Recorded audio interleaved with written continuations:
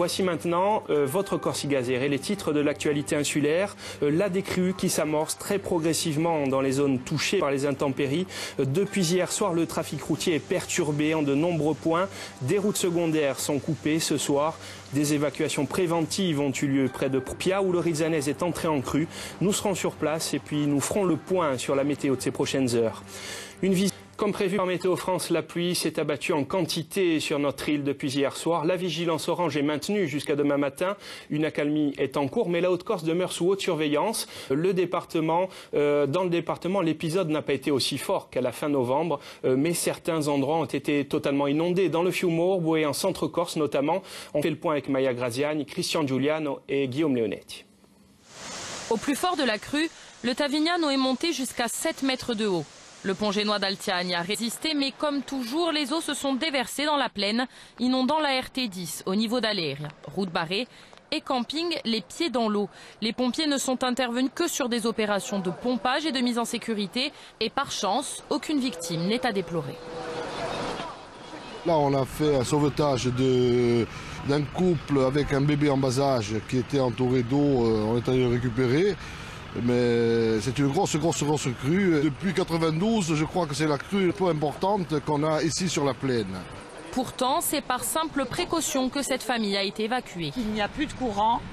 Le problème est là. Il n'avait pas envie de partir, mais comme il n'y a plus de courant, à cause du bébé, il vaut mieux qu'il loge ailleurs pour le moment.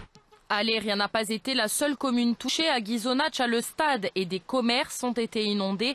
Les vents de 130 km/h en rafale ont provoqué de puissants rouleaux sur toute la côte est. Au port de Solanzara, un bateau a menacé de couler dans la nuit.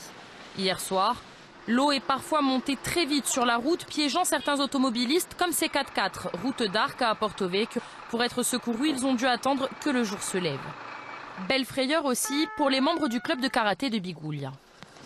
Vous comprenez qu'on a des enfants dans les voitures. Et là, vous pouvez circuler. De retour d'un tournoi en Sardaigne, ils se sont engagés sur la route et se sont retrouvés bloqués à Sainte-Lucie de Porto Vecchio avec 2 voitures en panne.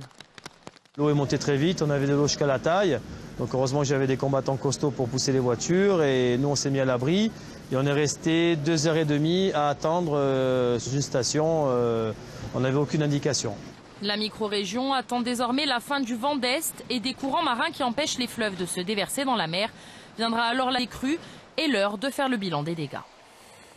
Des crues parmi les plus importantes de ces 30 dernières années. La Corse du Sud n'a pas été épargnée. Des inondations dans l'extrême sud, vous l'avez vu. Et puis surtout la crue du Rizzanese entre Propia et Zarte qui empêchait la circulation routière durant de longues heures ce matin.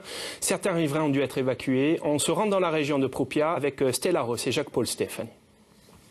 Demi-tour pour cette voiture, elle ne passera pas. Après une légère décrue en milieu de journée, le Rizzanese est de nouveau hors de son lit et la route territoriale 40 interdite à la circulation. Certains automobilistes se sont d'ailleurs laissés surprendre par la montée des eaux. C'est votre véhicule là-bas, monsieur? Oui. Mais on voulait passer pour aller sur certaines et l'eau elle est montée directement. Voilà. Et l'eau elle est montée directement, le moteur s'est engorgé, puis voilà. Donc automatiquement on est resté calé, puis on est revenu à pied, donc l'eau jusqu'ici, quoi, voilà. Au plus fort des précipitations, on a enregistré près de 600 mètres cubes d'eau par seconde sur le Rizzanese. Les eaux sont montées à près de 2 mètres de haut sur des habitations et des commerces, provoquant de nombreux dégâts. C'est le cas dans ce magasin de bricolage. Une fois de plus, on avait eu des inondations en 93, on a eu des inondations en 2015 et aujourd'hui on a à nouveau, comme vous pouvez le voir, le spectacle abominable, on est une nouvelle fois détruit. Alors toute la vallée du Rizzanese, à chaque fois qu'il y a une montée de Rizzanese, des dégâts de la sorte. Et chaque fois, on nous dit vous n'aviez qu'à pas vous installer ici, mais personne ne nous donne les moyens d'aller ailleurs. La nuit dernière, les pompiers du Rizzanese ont dû mettre en sécurité 6 personnes dont les habitations étaient menacées par les eaux. Et dans la journée, ce sont surtout des automobilistes en difficulté qu'il a fallu secourir. Et là, c'est en train en phase de décrue et on est en train de rouvrir toutes les routes. Il faut attendre juste que les services de voirie nettoient, sortent les troncs d'arbres et les rochers qui entravent la circulation. Les secours et les gendarmes sont toujours sur place. Plusieurs reconnaissances sont en cours. Elles se concentrent tout particulièrement en amont du fleuve Rizzanese. Des intempéries qui ont perturbé l'ensemble des transports dans l'île, que ce soit les bateaux à cause du vent fort, les avions et puis surtout les déplacements routiers.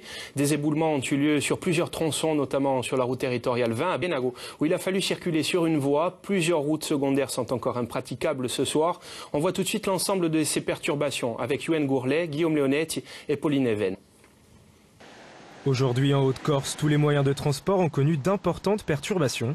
Très tôt ce matin, l'éboulement d'un rocher de 50 kg a bloqué la voie de chemin de fer et interrompu le service sur les trajets Casamotz-Pontelec et Pontelec-Corte. Cet après-midi, les services techniques étaient sur le pont. Il y a beaucoup de très gros rochers à dégager. C'est pour ça qu'on fait intervenir une autre pelle, on ne peut pas dégager avec cette unité de pelle. Travail payant, le trafic reprendra demain matin. À Bastia, les liaisons maritimes avec le continent ont également été affectées en raison de la forte houle. Dans les airs, un seul vol en provenance de Bordeaux a été dérouté. Et sur les routes, les rivières sont sorties de leur lit, provoquant la fermeture de pas moins de 13 départementales, comme ici, entre Lette et Saint-Florent, malgré les efforts des pompiers. Mais cette fois-ci, les automobilistes sont restés vigilants. Bien évidemment, période de vacances, pas de transport scolaire, pas d'école ouverte. Donc ça également, c'est quelque chose qui a facilité notre tâche. Et enfin, je pense que les gens ont également à l'esprit donc les interventions réalisées, les sauvetages réalisés lors du 24 novembre dernier. La route de la Canonica a elle aussi été submergée par les eaux du Golo pour la deuxième fois en moins d'un mois. À 100 mètres de là, les riverains de ce quartier de Luciane se sont encore réveillés, les pieds dans l'eau.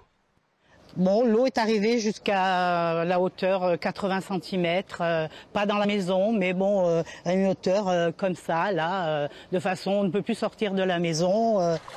Aujourd'hui, la question que l'on se pose, qu'est-ce qu'on va devenir et qu'est-ce qu'on va nous donner, qui va nous aider? Aujourd'hui, la question est celle-là. En fin d'après-midi, la décrue avait déjà commencé. Météo France annonce quelques pluies, mais un retour à la normale dès demain matin.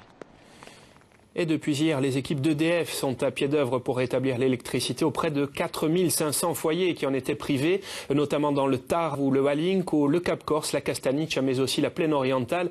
Ce soir, au terme d'une campagne de réparation des lignes menée notamment en hélicoptère, il reste une soixantaine de foyers sans électricité.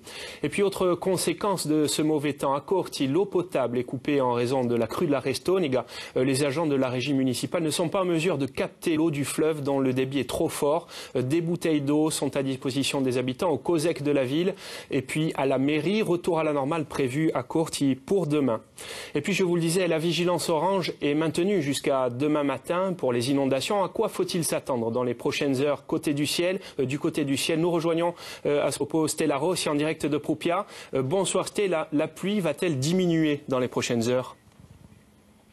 Alors Sébastien, tout d'abord, ce qu'il faut préciser, c'est que Météo France a décidé de rétrograder l'alerte vent du orange vers le jaune, mais vous l'avez dit, elle maintient l'alerte orange pluie inondation. Alors il a beaucoup plu depuis 24 heures dans certaines zones de l'île, comme sur la commune de Guizogne.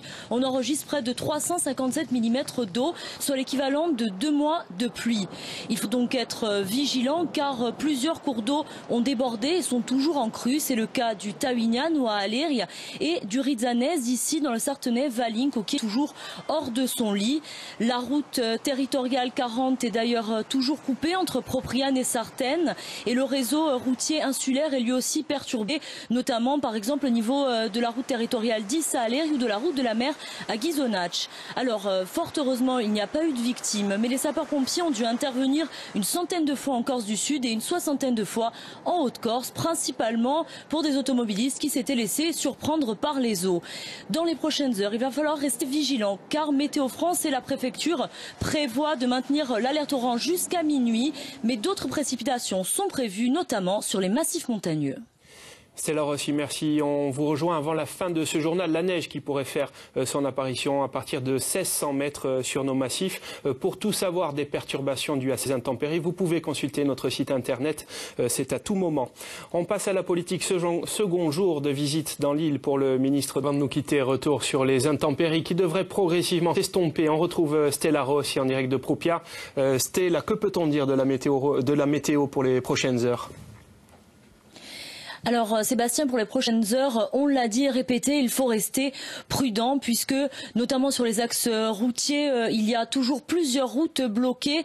La route territoriale 40 entre Sartène et Propriano, la route territoriale 10 au niveau de la commune d'Aléria, mais aussi des réseaux secondaires comme la route de la mer à Ghisonaccia ou des routes autour de Porto Vecchio. Il faut se renseigner avant de prendre le volant et de préférence ne pas le prendre du tout. C'est une mesure demandée par la préfecture. Et puis du côté de Météo France, on maintient alerte orange pluie inondation jusqu'à minuit et de nouvelles précipitations sont prévues dans la nuit sur les massifs montagneux. Prudence donc pour cette soirée.